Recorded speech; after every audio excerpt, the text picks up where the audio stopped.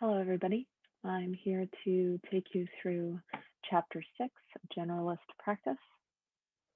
So let's get started. All right. So we did go a little bit backwards here for a little while, but this is the place to start before we really get into the specific categories of social worker or human service worker. We are going to do all sorts of things. We're going to talk about working with older folks. We're going to talk about working with families. We're going to talk about working with, drugs, I believe, all sorts of things. But before we do that, we have to do this. Okay, so what does a social worker do in general? You kind of have covered a lot of this already, but not necessarily all of it. So let's just do a little bit of review and a little bit of more nuanced conversation of some of the stuff that we've already talked about.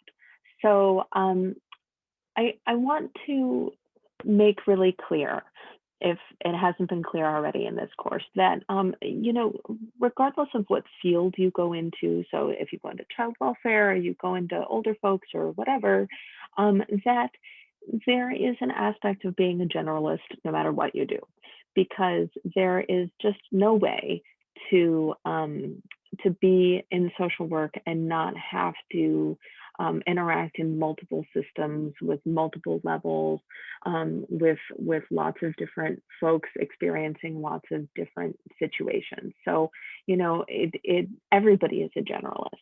Even if you're a specialist, you are going to be a generalist.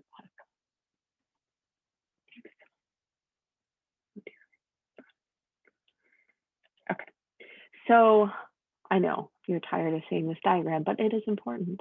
The ecological systems framework, it really is the foundation for all practice, generalist practice. Really what we're talking about here is the macro level and the micro level. We aren't really talking so much about the exosystem when we're talking about generalist practice so much.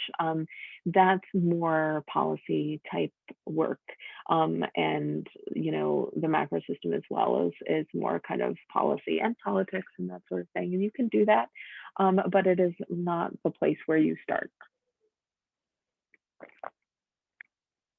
So if you have looked at your assignment for this week, you'll see that there is an entire discussion that you're required to participate in about being strengths-based and why that's important. Because I've decided to spend this week really focusing on this issue because it really is critical to doing good social work to be strengths-based, to learn to orient yourself, even if your first instinct is always to identify what's wrong or what's not working or what's not going well. And honestly, folks aren't involved with social workers because things are going well, right? So even if that's your bent, and knowing that your job is to work with folks who are experiencing issues, if you don't take a strengths perspective, if you don't look at what is working well or what can be leveraged to create a strength where an area of need exists, then you're gonna get into real trouble. You're going to be discouraging growth, and you're also going to make it really, really hard for folks to connect with you. If you are constantly talking about what they're not doing right, you are going to make it very difficult for them to want to see you. They're not going to want to talk to you. It's really, really important to be kind of a bit of a cheerleader. And I don't mean Pollyanna. I don't mean that you should butter people up and tell them that there are things that they're not. That's not what I'm saying at all. What I'm saying is everybody has strengths. Everybody has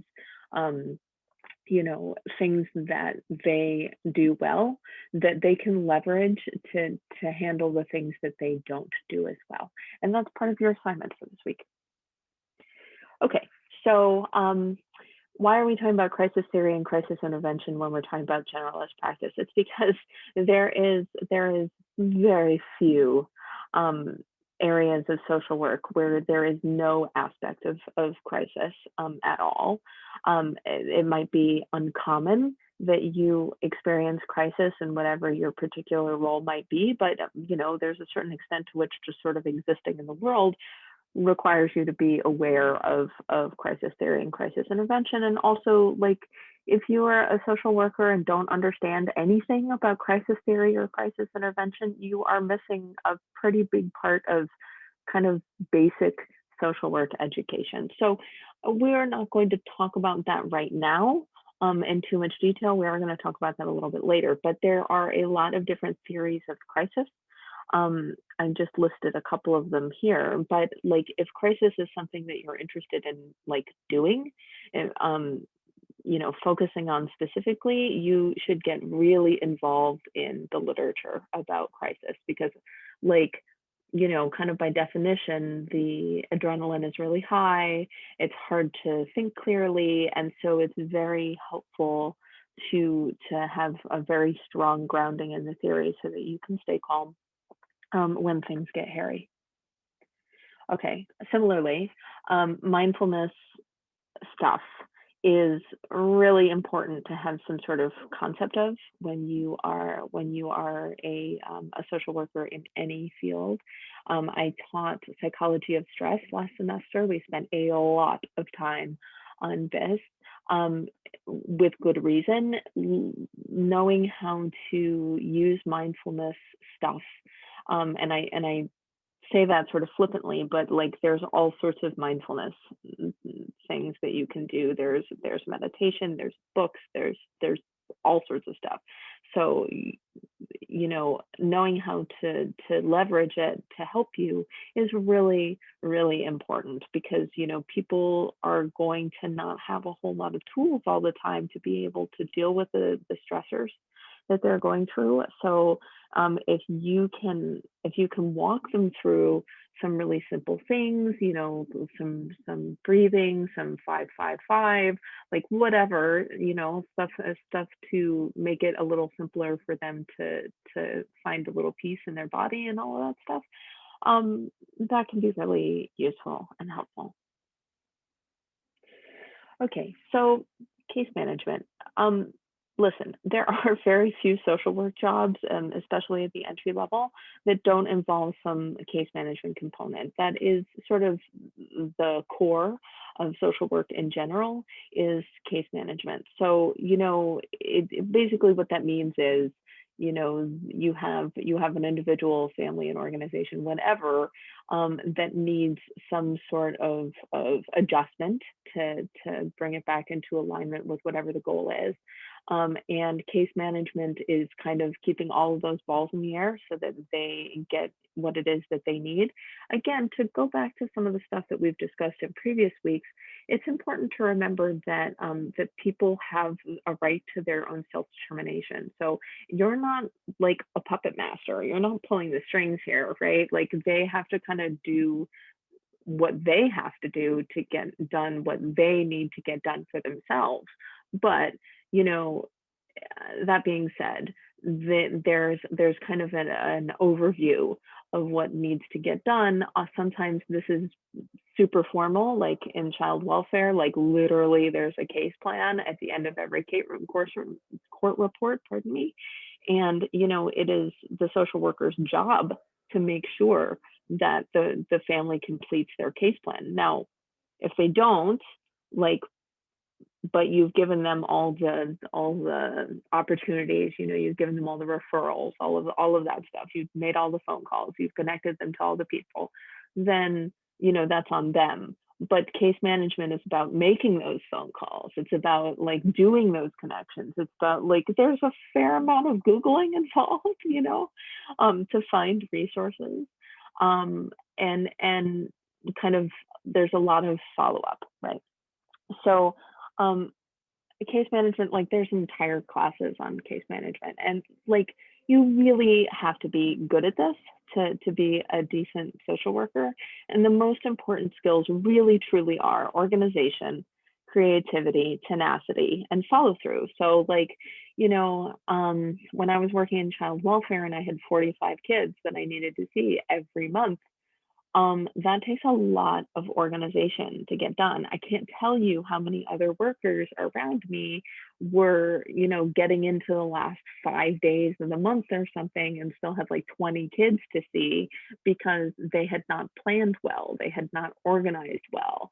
And, when you're a social worker and you're working with individuals and families and your organization fails, you are impacting people, you are impacting the well-being of others, right? So like in that example, if you are the child welfare worker and you're getting down to the last 5 days of the month, you have to see those kids, you have to.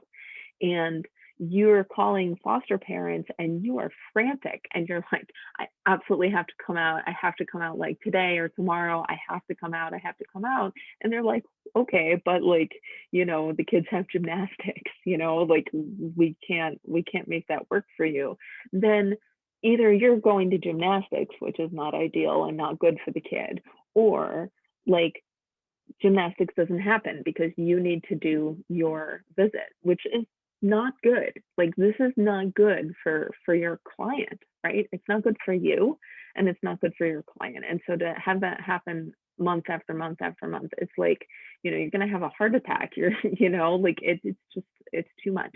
You have to be organized. You have to be able to make a plan that makes sense and like be flexible with it because things change and stuff happens, but like, leave space so that things can happen, right? Like so that you are not frantic. I'm not saying I never got to the end of the month and was like, oh no, I still have kids to see, but it happened to me a whole lot less than it happened to other people because I sat down at the beginning of every month and I literally spent like 4 hours doing the calendar, like making calls, making appointments, like making sure that every kid was on the calendar every month at the beginning of the month so that that didn't happen.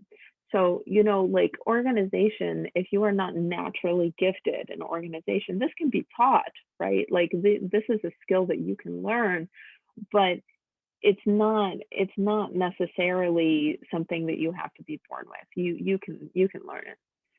Creativity, that's another word for being flexible, and being able to think outside of the box. And tenacity and follow through are essentially the same thing in the sense that, you are making calls to people, you are trying to get things done. And like often you'll feel more urgent about something than the other person will. So like you have to be able to go back and go back and go back to get what it is that needs to get done, right?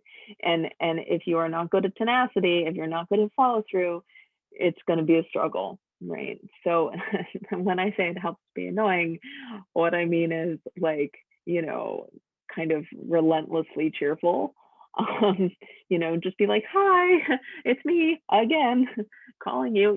Like it doesn't do you any good to get crappy with people. You really have to be like a little bit annoying, but not so annoying that they block your number. Okay, family intervention. I'm sure you're sensing a theme here. Like again, very few roles don't have some component of family work. There are some issues here raised in your book around confidentiality and informed consent. That's mainly around children and all of that stuff. And also, there are issues here that when you're working with a family, there are sometimes competing needs. And what is helpful for one person might not always be helpful for somebody else. So you kind of have to look at the whole system all at once. And they kind of threw in rural social work here, but this is not a joke. Like I did some work with severely mentally ill folks. So we're talking about schizophrenia mainly in rural North Dakota for a while, and it is very serious. It is very, very difficult sometimes to work in rural areas for a number of reasons. Um, some of them are cultural, some of them have to do with infrastructure, some of them are about the resources available. Like there's a lot of reasons, but like this is something that I think those of us who live and work in San Francisco don't often think about, but you very well might find yourself working in rural areas, and it is kind of a different bag completely.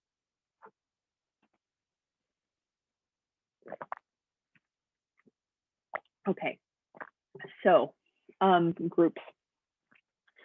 So you see a lot of group work in day programs. So there's a lot of day programs for folks with developmental disabilities, and also in treatment programs for substance abuse and mental health.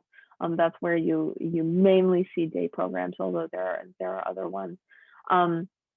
So, and also like in residential care and inpatient care. So like if you are at the state hospital in Napa, you're going to be doing a lot of groups with the other folks who are also inpatient there. If you are, say, a teenager in a residential home, very, very good chance that you are going to be doing group work with the other youth that live there. I think we're going to cover this in coming slides, but like not all groups are led by a professional, but many of them are, especially in these contexts. Okay, right. Knew that was coming. Okay, so support groups and self-help groups are not facilitated by professionals. They are by definition for and led by the clients themselves. And like I'm sure that you can see what the upsides and the downsides of that would be.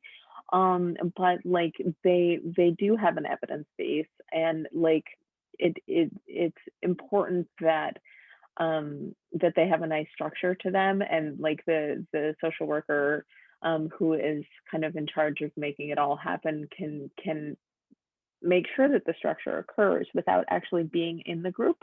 So like for example, if it's like a 12-week support group or something, and like they can provide the materials, they can provide all of that stuff, and then the group does it themselves. So social action groups, totally different situation. So like these are basically activists, right? So they can be led by professionals, or maybe they're not. Community practice, just to go off of what we just talked about. So community organizing. Obama was a community organizer when he was a young man. Community planning, community development. These are all things that you can get involved in, or, and this is really important, is to remember that the folks who are most effective in community work, I find, are folks with lived experience. So these are like, for example, if you're doing community organizing around needle exchanges or something, it is super useful to have to be somebody who is in recovery, right? Like to have somebody who has a personal story about how a needle exchange would have helped them, that sort of thing, right? So like that's not to say that if you don't have lived experience you can't do this. I'm saying that like if you're working with somebody who has lived experience with something, and they're ready to like get involved in that as a cause, then this might be a good way to do that. Okay, so I'm not going to read you through here. These are in your book as well, I believe, but there's a lot of different ways to do community work.